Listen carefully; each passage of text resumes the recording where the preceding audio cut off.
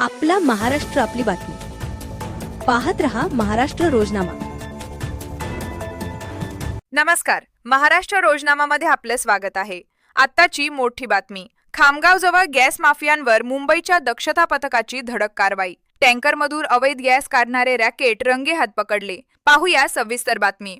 बुलढाणा जिल्ह्यातील खामगाव परिसरात गॅस माफियांविरोधात मोठी कारवाई करण्यात आली आहे। मुंबई येथील पुरवठा विभागाच्या दक्षता पथकाने गॅसच्या टँकरमधून अवैधरित्या गॅस काढणाऱ्या रॅकेटचा पर्दाफाश केला असून आरोपींना रंगेहात पकडण्यात आले आहे। या कारवाईमुळे संपूर्ण परिसरात खळबळ उडाली आहे। मिळालेल्या माहितीनुसार गॅस प्लांटवरून विविध ठिकाणी गॅस टँकरद्वारे पुरवठा केले जातो। मात्र काही गॅस माफिया संबंधित कंपनीतील काही अधिकाऱ्यांशी संगनमत करून रस्त्यातच टँकरमधून अवैधरित्या गॅस काढत होते।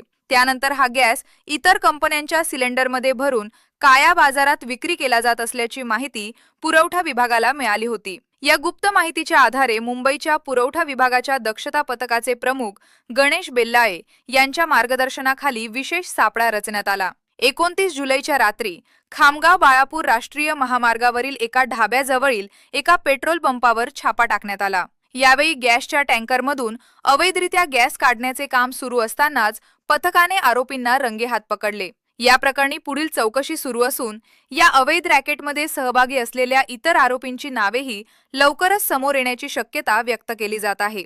या कारवाईमुळे खामगाव परिसरातील गॅस माफियांचे धाबे दणाणले आहेत। या प्रकरणातील पुढील घडामोडी आणि अधिकृत माहिती आम्ही आपल्यापर्यंत पोहोचवत राहू। अशाच ताज्या आणि विश्वासार्ह बातम्यांसाठी महाराष्ट्र रोजनामाला सबस्क्राईब करा, व्हिडिओला लाईक करा आणि शेअर करायला विसरू नका।